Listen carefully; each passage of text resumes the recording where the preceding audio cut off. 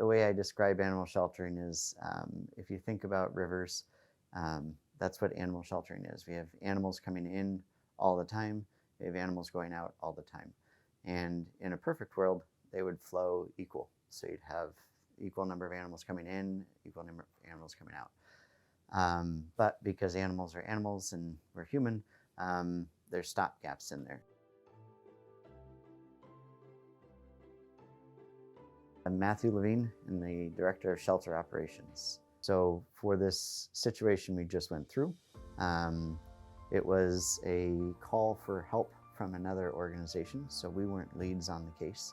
Law enforcement in that county was the lead, and they had reached out to the local animal shelter, and that animal shelter had reached out to us to assist. We didn't have a whole lot of information because we weren't on site yet, and so we guessed, like, okay, this is happening, so we need to at least plan for some animals coming in. So we did some moving of animals here to open up a few kennels to make space. And then when they got on site, so within about 2 hours, we learned that the situation had changed. It's animals and humans, always fluid. So it changed to a larger number of animals. And then it became okay, what do we do? Where do we go? Who's doing what? So we have a meeting with all the different departments so that they can each say what they need, how they can make their piece work, and then we all hear that, and then how we can build a plan to make that work together. So these dogs were housed together, and multiple dogs per run at that location, and so we wanted to try and keep that same atmosphere, because we knew if they do go well together that we would like to keep them together just to help them behaviorally and medically stay healthy. Because we didn't have kennel space, just sitting in our normal kennels, we had to set up a temporary shelter for them.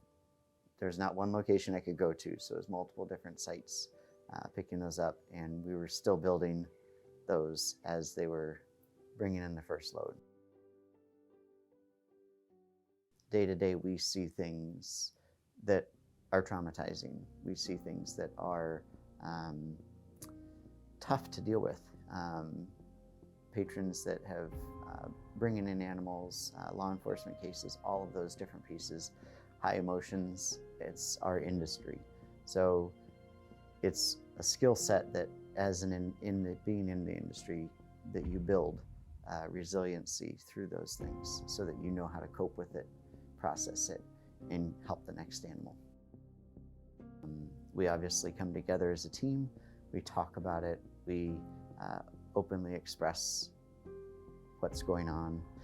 Honestly, the biggest thing is just support us in everything we do, whether that's through adoption, financial, attending events, getting the word out, sharing the news, being a participant. As a community organization, it's not us doing things, it's our community that we serve.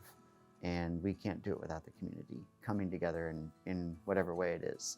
Even if you can give a small amount, whatever that amount is helping. And then just volunteering, being a participant in the activities themselves, helping us take care of the animals or the facilities or the public. Because again, all of those things we serve.